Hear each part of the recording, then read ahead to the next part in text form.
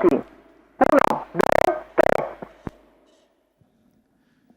E buona la prima partenza e Zico è il più veloce, si mette nella sua prima posizione, come per lui è abbastanza di consuetudine. A destra troviamo Phil Loved Bus che prova o a trovare posizione in schiena oppure a sfondare, e intanto sono passati i primi 200 metri in 14,8. Antonio Di Numero Nardo non 6, riesce a trovare Ben-Hur posizione Lik, dietro a Zico, che ha preso squalificato. saldamente la prima posizione, per cui si parcheggia dietro al numero 2, o perlomeno prova a fare dietro a Figlio dei Venti, ma viene chiuso il buco da De Filippis, che ovviamente si mette nella posizione a lui più congeniale. Quindi rimane all'esterno Phil Loved Bus, quando i primi 400 metri li abbiamo passati in 29,9. Zico conduce davanti al numero 2 a Figlio dei Venti, quindi il numero 8 di Herman Di Gio in terza posizione, e a destra è rimasto Phil Loved Bus.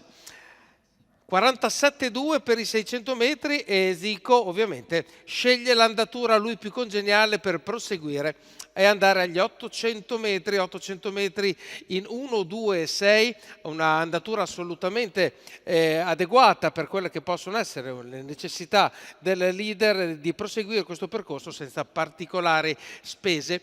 E la situazione rimane abbastanza stabile, con Andrea Vitagliano che può tranquillamente graduare il proprio allievo e gli altri che si sono adeguati alla situazione. Si è mosso dalla corda anche il numero 9 di Enea Tav, che si è ricongiunto dal gruppo e ora prende il ruolo di leader per quello che riguarda il gruppo di destra, i cavalli che stanno seguendo all'esterno del gruppo. Quindi Enea Tav conduce il pelotoncino seguito da Phil Loved Bus, che gli ha ceduto volentieri la posizione per prenderne la schiena.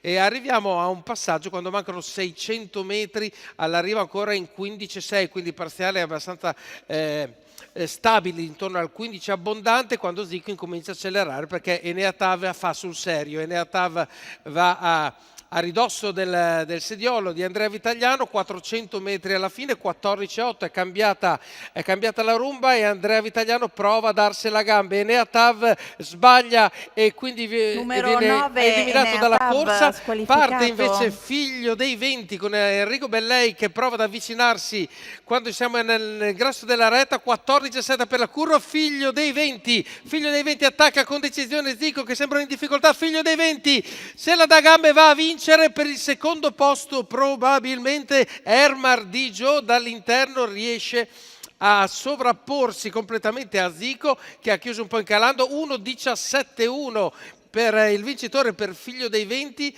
che si è messo alla destra qua all'uscita della curva di quello che era il leader della corsa. Zico l'ha superato. All'interno invece è arrivato Herman Di Gio, che si mette una testa avanti, quindi secondo Herman Di Gio. Per la quarta posizione invece sono apparigliati il numero 1 di Emily Pan e il numero 5 di Phil Loved Bus.